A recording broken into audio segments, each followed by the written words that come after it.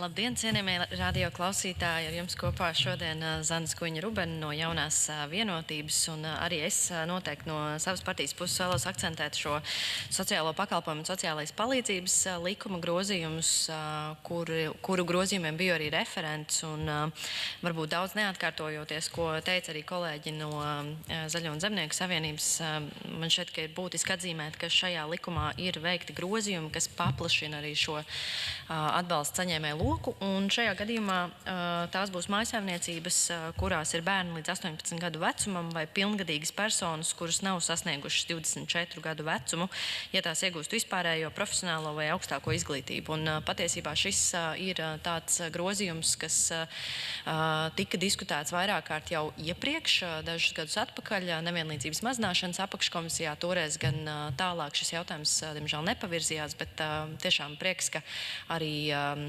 ģimenes, kurās auga bērni, tiks papildu atbalstītas. Un šis koeficients būs 1,7. Savukārt šajā laikā, kad būs šis valsts sniegtais atbalsts, papildu koeficienta paaugstinājums būs tad attiecīgi 2.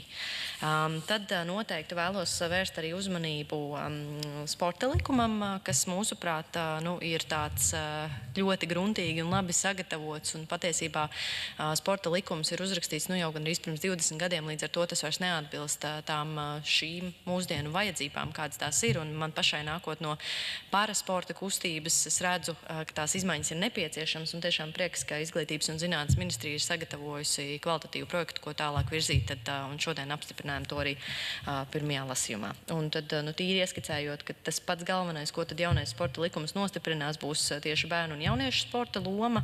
Tāpat arī tiks izveidots šis valsts sporta fonds, vienots valsts sporta reģistrs, un tiešām ceram, ka šis jaunais sporta likums ne tikai ļaus mūsu cilvēkiem nodrošināt lielāku iesaisti sportā, gan jauniešu, gan bērnu, gan senioru, gan citās vecuma grupās, bet arī palīdzēs, protams, mūsu profesionāliem sportistiem sasniegt augstākos rezultātus Eiropas, pasaules čempionātos un, protams, arī gaidāmajās Losandželosas olimpiskajās un paralimpiskajās spēlēs. Un kā pēdējo, es arī noteikti gribētu pieminēt šo klīnisko universitātes slimnīcu likumu, un tas, kas ir būtiski, un arī varbūt neatkārtojoties to, ko kolēģe jau iepriekš minēja, viņa ļoti detalizēti jau par šo pateica, ir par to, ka tas galvenais ieguvējs būs pacients un, protams, arī mediķis, un tas pacients savukārt, viņš saņems vēl kvalitatīvāku un pieejamāku veselības aprūpi, kas ir tas mūsu lielais mērķis, un savukārt šis likums dos iespēju slimnīcām mērķtiecīgi plānot izaugsmi un stiprināt kapacitāti un, protams, arī